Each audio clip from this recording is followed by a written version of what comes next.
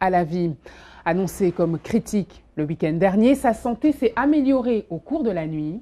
Malgré tout, son état reste critique.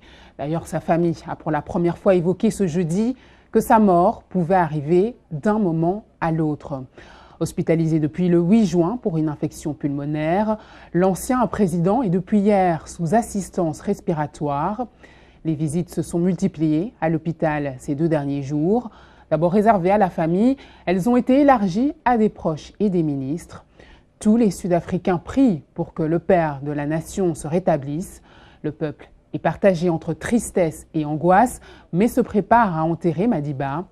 Nelson Mandela a été de 1994 à 1999 le premier président afro-descendant de son pays. Présenté comme un dirigeant de consensus, il a su gagner le cœur de toutes les communautés, quelle que soit leur couleur de peau. La fille aînée de l'ancien président Makaziwe s'est rendue au chevet de son père. Elle a notamment déclaré que Nelson Mandela était toujours présent quand on le sollicitait. Écoutez. Il n'a pas l'air bien, je ne vais pas vous mentir. Mais je sens que pour nous, ses enfants et petits-enfants, nous avons toujours cet espoir que, vous savez, quand on lui parle, il réponde en essayant d'ouvrir les yeux. Quand vous le touchez, qu'il réponde toujours. Et je pense que pour nous, tant que Tata répond toujours lorsque nous lui parlons, lorsque nous le touchons, cela nous donne de l'espoir.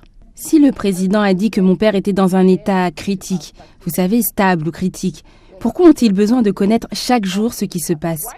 Tata mérite de garder sa vie privée et de la dignité. Cette famille le mérite. Si les gens disent qu'ils se soucient vraiment de Nelson Mandela, alors ils devraient le respecter. Ils doivent respecter qu'il y ait une partie de sa vie qui doit être privée. Cela ne signifie pas que tout doit être public. Je ne crois pas. Je ne suis pas d'accord avec ça. Chants, poèmes, messages, prières, les hommages à Nelson Mandela se multiplient à travers toute l'Afrique du Sud. Certains ont procédé ce jeudi à un lancer de ballon en l'honneur du combattant contre le régime raciste de l'apartheid. Nombreux sont ceux qui ont fait le déplacement au Mediclinic Hospital de Pretoria pour y apporter des messages de soutien, des fleurs et les déposer sur le mur de l'hôpital devenu un lieu de recueillement. L'état critique dans lequel se trouve Nelson Mandela a poussé le président Zuma à annuler son déplacement prévu aujourd'hui au Mozambique. Restons en Afrique du Sud avec de meilleures nouvelles. À 21 ans, Swizé Nzima fait une entrée fracassante dans la liste du magazine Forbes des meilleurs entrepreneurs d'Afrique de moins de 30 ans. Son idée, Iyeza Express, est une entreprise de coursiers à vélo qui collecte et distribue des médicaments aux habitants des bidonvilles du Cap. Selon l'influent magazine d'affaires, Nzima dirige une compagnie innovante car elle a permis de réduire la surpopulation dans les établissements de santé publique. Ainsi, ses clients gagnent du temps et de l'argent. Avec seulement $1, les malades peuvent recevoir leur livraison. Iyeza Express emploie aujourd'hui 4 personnes et le jeune entrepreneur a l'intention de s'associer avec le département de la santé de la ville afin d'élargir ses activités à d'autres parties de Cape Town et du pays. L'idée d'Iyeza Express lui est venue d'une expérience personnelle. Écoutons les explications du jeune entrepreneur.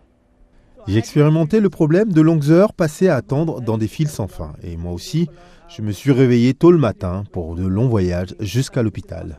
J'ai donc personnellement vécu toutes ces situations. Et lorsque j'étais à l'académie à Kerman-Raymond, j'ai aussi lu dans le journal que les hôpitaux ne pouvaient pas faire face à la forte hausse de patients chroniques. J'ai pensé alors qu'en combinant mon expérience professionnelle et certains des renseignements que j'ai lus dans le journal, je pourrais apporter une idée qui résoudrait ce problème. J'étais très motivé de figurer sur la liste Forbes. Au début, je ne pouvais pas le croire, mais plus le temps passait, et puis je me suis dit, ok, eh bien, c'est vrai. Mais ça m'a vraiment motivé à comprendre que j'ai du potentiel. Je peux figurer dans le magazine Forbes parmi de jeunes entrepreneurs prometteurs à travers l'Afrique. Je veux dire, cela prouve que l'entreprise a le potentiel et moi, Sizwe Nzima, j'ai également le potentiel pour faire de cette entreprise un succès. Cela m'a tout simplement incité à réaliser que c'est